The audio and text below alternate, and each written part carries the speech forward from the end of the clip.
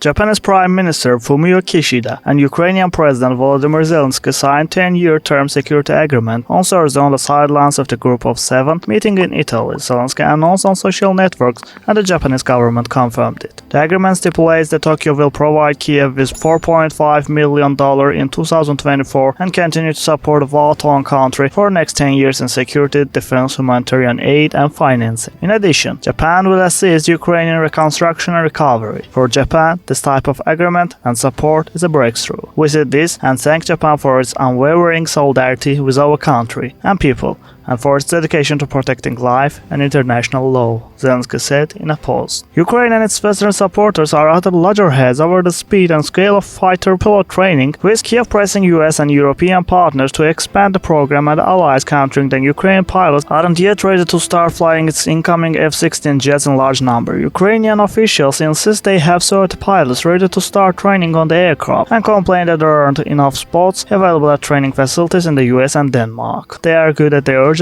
need more pilots trained to fly the jets as soon as they arrive to help counter Russian forces on the front lines. French President Emmanuel Macron's approval rating fell to its lowest level in 5, according to a poll carried out after he called snap was in response to defeat in European election, deepening the country's political turmoil. Survey by a lab for the daily Les Echos showed that 24% of people interviewed trust Macron to tackle the problems France faces, down 5 points from May. The poll result indicates an increasing likelihood that Marine Le Pen's far-right National Rally will finish first in the legislative battle later this month. Winning would likely hand Le Pen's party the premiership and give it leverage in forming a new cabinet, including more influence in economic policy. Group of 7 leaders launched into a final day of talks at their annual summit on Friday, with China topping the agenda before Pope Francis puts in historic appearance to discuss artificial intelligence. The Pope will be joined by 10 other heads of state and government, including the Prime Minister of India and King of Jordan, as the G7 throws open its doors to outsiders to show it's an aloof, exclusive club.